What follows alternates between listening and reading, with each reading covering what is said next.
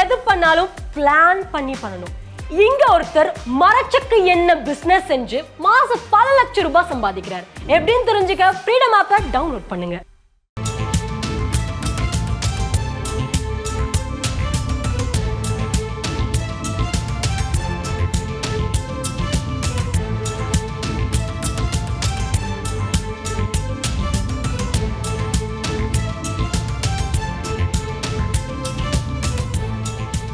மதுரையில் எந்தவித பாதுகாப்பு உபகரணமும் இன்றி பாதாள சாக்கடையில் இறங்கி தூய்மை பணியில் மாநகராட்சி ஊழியர் ஈடுபட்ட காட்சியை நாம் பார்த்து கொண்டிருக்கிறோம். இது குறித்தான முழு விவரங்களோடு இணைகிறார் நமது செய்தியாளர் ஜெகநாத்.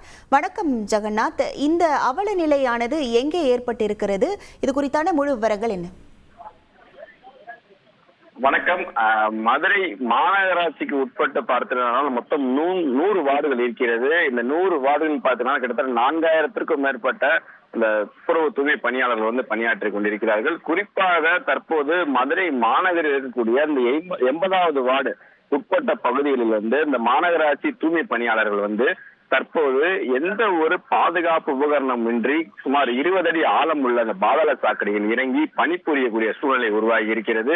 தற்போது இந்த அவலக நிலையானது தற்போது அவர் உடலில் கயிறை கட்டி இந்த பாதாள சாக்கடைக்குள் இறங்கிவிடும் அவலம் ஏற்பட்டிருக்கிறது.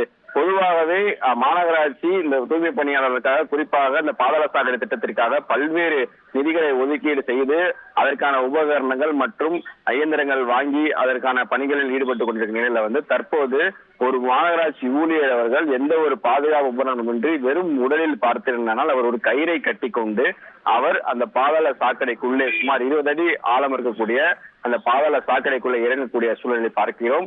இதில் அவருக்கு அந்த எதையாவது வந்து உயிருக்கு ஆபத்து நேரிட்டாலோ அல்லது அவருக்கு ஏதேனும் அசம்பாவிதம் ஏற்பட்டாலோ யார் பொறுப்பு என்ற கேள்வி தற்போது சமூக ஆர்வலர்கள் மத்தியிலும் பொதுமக்கள் மத்தியிலும் எழுப்பப்பட்டிருக்கிறது. இது தற்போது மதுரை 80வது வார்டுக்கு உட்பட்ட பகுதியாகும். இந்த வார்டு என்ன பகுதின்னு பார்த்தீங்கன்னா தற்போது துணை மேயர் வார்டு இருக்கக்கூடிய பகுதியாக இருக்கக்கூடிய சூழலில் வந்து அந்த பகுதியிலே இவ்வாறு நிலைமை ஏற்பட்டிருப்பது தற்போது மாநகராட்சி ஊழியர்கள் குறிப்பாக துப்புரவு தூய்மைப்பணியாளர் ஊழியர் மத்தியிலே தரப்பும் அதிர்ச்சியை ஏற்பட்டிருக்கின்றன கூற வேண்டும். உங்கள் முழு விவரங்களுக்கு நன்றி ஜெகநாத்.